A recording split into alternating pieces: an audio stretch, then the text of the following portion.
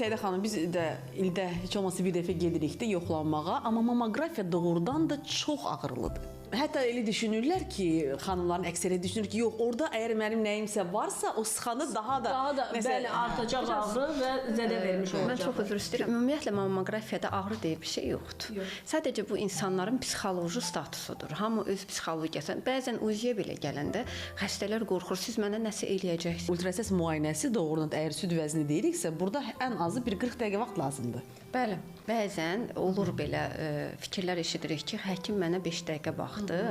Ümumiyyətlə mən buradan vurğulamaq istəyirəm ki, 5 dəqiqə müayinə bir şey yoxdur. Nə müayinə olur olsun. Yəni bu avtomatik bir şəkil deyil ki, biz onu çəkdik, buraxdıq və yaxud da hansısa bir diskə yazıldı. Diskdə sonra oturub oxuyacağıq. Bizim işimiz o qədər asan deyil. Bəzən çox asan görsənir, amma bizim işimiz elə deyil. Bizim işimiz həmin anda həmin məqamı dəyərləndirməkdir. Onu biz ötürdükcə hansısa şəkil üzərindən biz o xəstəyə cavab verə bilmərik. Ona görə burada məsuliyyətimiz çox yüksəkdir və xəstənin anamnezi bizim nəticənin 70%-idir.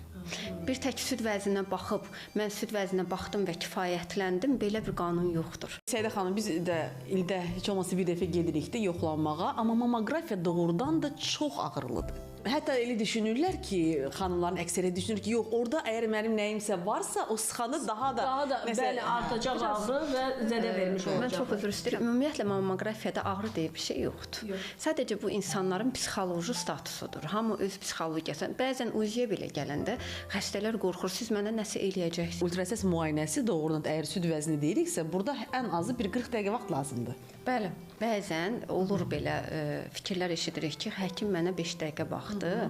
Ümumiyyətlə mən buradan vurğulamaq istəyirəm ki, 5 dəqiqə müayinə bir şey yoxdur. Nə müayinə olur olsun. Yəni bu avtomatik bir şəkil deyil ki, biz onu çəkdik, buraxdıq və yaxud da hansısa bir diskə yazıldı. Diskdə sonra oturub oxuyacağıq.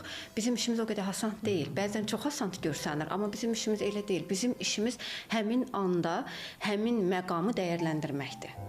Onu biz ötürdükcə hansısa şəkil üzərindən biz o xəstəyə cavab verə bilmərik.